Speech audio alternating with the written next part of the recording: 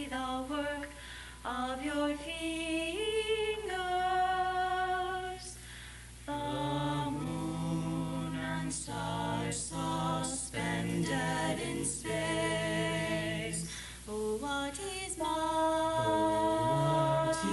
man that you are mindful of him? When a Sefer Torah is old and in a state of disrepair, we must bury it as we would bury a loved one. The dignity and respect for God himself is ascribed to the Sefer Torah because it contains God's name. It has a spirit of its own. We have been taught to kiss our Sefer Torah and treat it with the reverence and care we show to beloved friends and relatives. In the words of David Ben-Gurion, for thousands of years we safeguarded the book, and it has kept us safe. This Shemot burial reminds us that the messages of the Torah remain alive in the hearts and souls of the Jewish people forever. As we, members of the post-Holocaust generation, bury this Sefer Torah, we realize that we are blessed with freedom. With freedom comes responsibility, and we, the current and future members of Congregation Shearith Israel, accept this challenge. We prepare to dedicate a new Sefer Torah, to symbolize our continued commitment to the values inherent in the words of the Torah. The Torah is, indeed, the tree of life, the source of inspiration to all who choose to be moved by its words.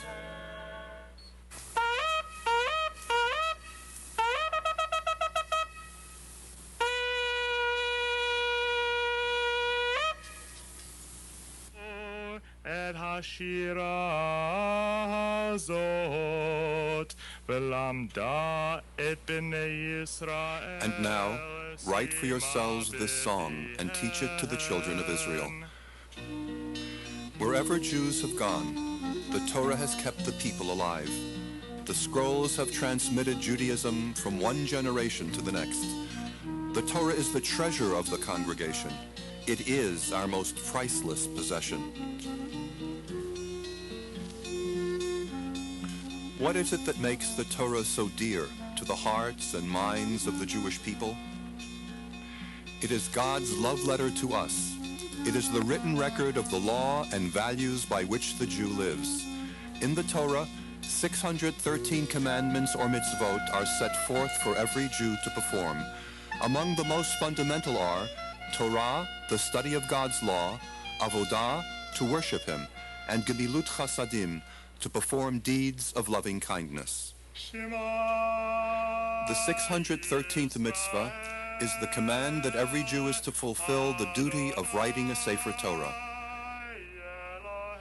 Now together we can fulfill this mitzvah. We have the opportunity to write a Sefer Torah in our own lifetime. How is a Torah written? The scroll is handwritten by a sofer or scribe who performs one of the holiest of religious deeds, writing the words of the Almighty. Isser Oppenheim of Bnei Brak, Israel, has been chosen to write our Sefer Torah. This sofer, Eric Ray, lives in New York. He will complete the scroll that Isser Oppenheim is preparing for us. How do you write a Sefer Torah today? The same way it has been done for thousands of years, carefully, patiently, lovingly, with quill, parchment, and ink, according to a halachic set of rules that could only be found in the Torah, as interpreted and taught by the sages of our tradition.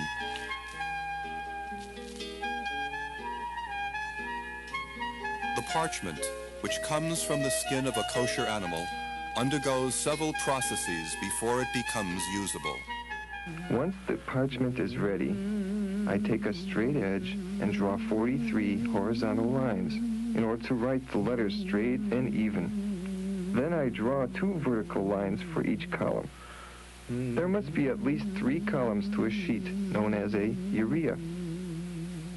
To be kosher, the ink is prepared with gall nuts and burnt oil. Special ingredients with special care to make it absolutely black. The pen used to write these texts is made from a quill.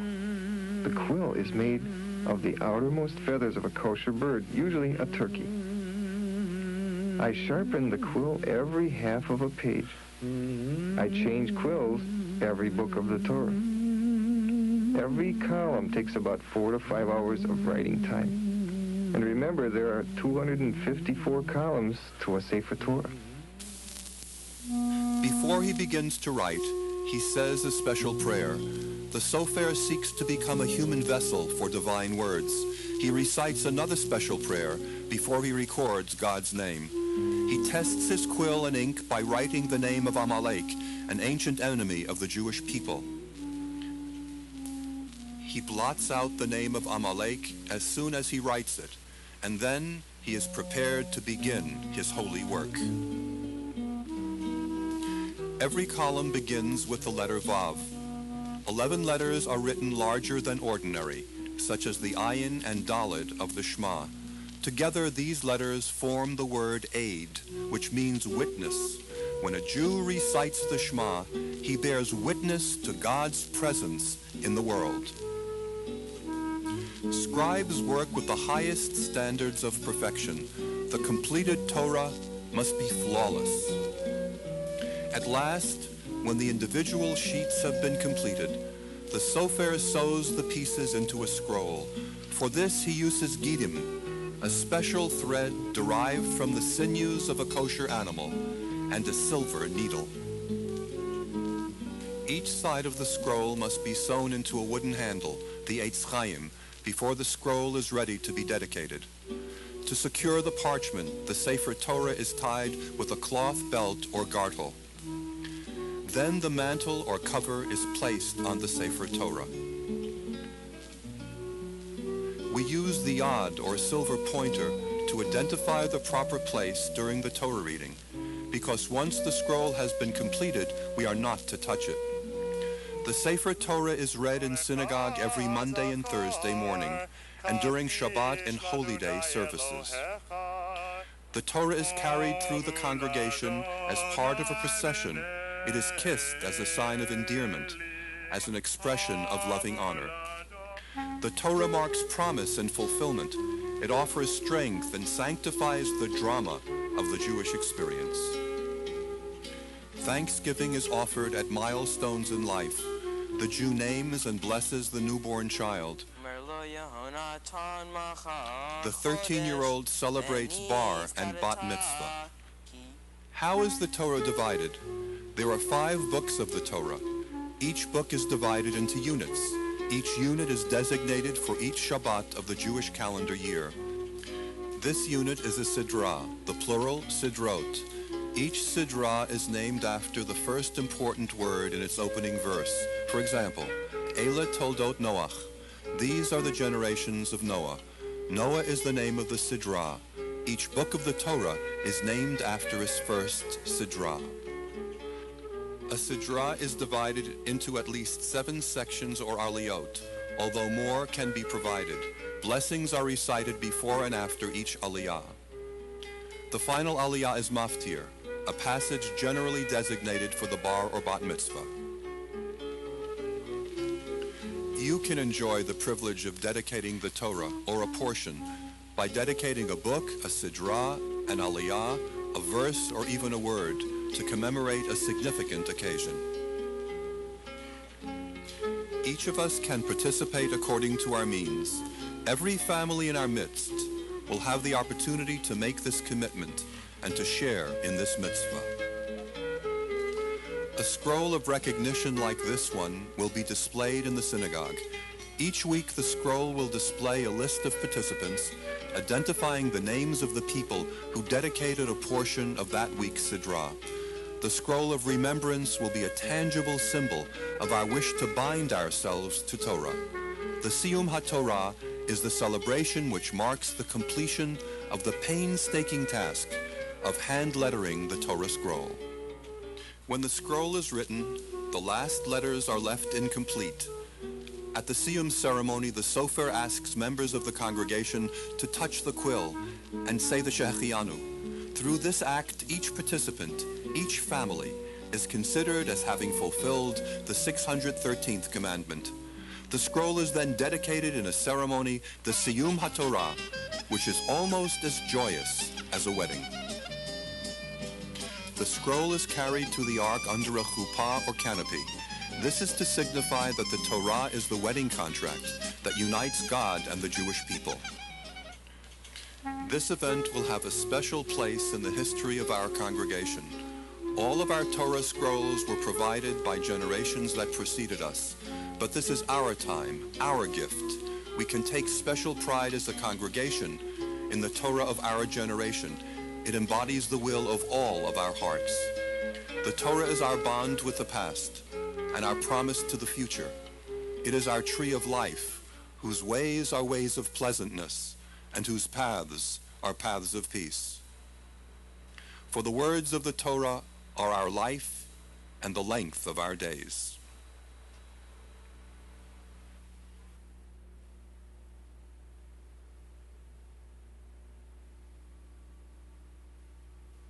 Baruch atah Adonai Eloheinu melech haolam shehekianu v'kimanu v'hekianu l'zman hazeh.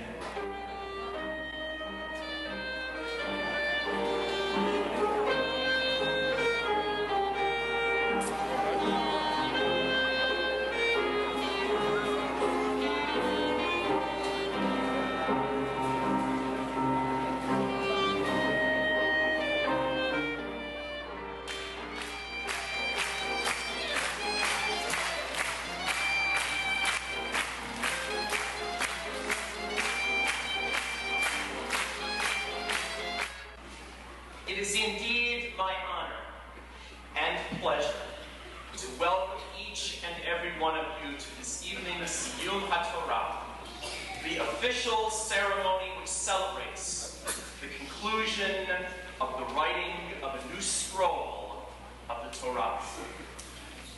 Our aim was to involve you not only today, but for generations to come.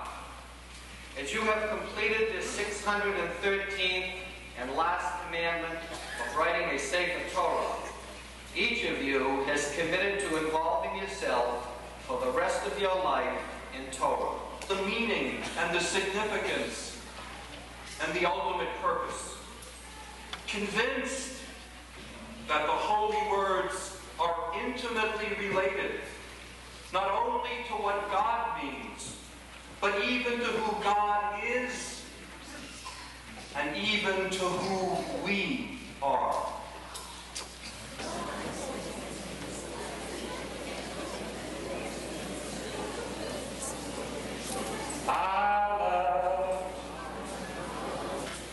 As Rabbi Alsayer completes the last letter of the Torah, we invite the congregation to please rise, and momentarily we will recite the words that we are used to reciting at the end of the reading of a book of the Torah. Chazak, chazak, b'ni chazek. In just a moment, we'll invite everyone to recite those words.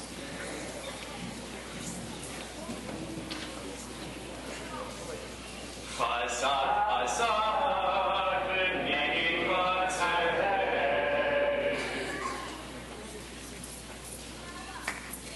Please.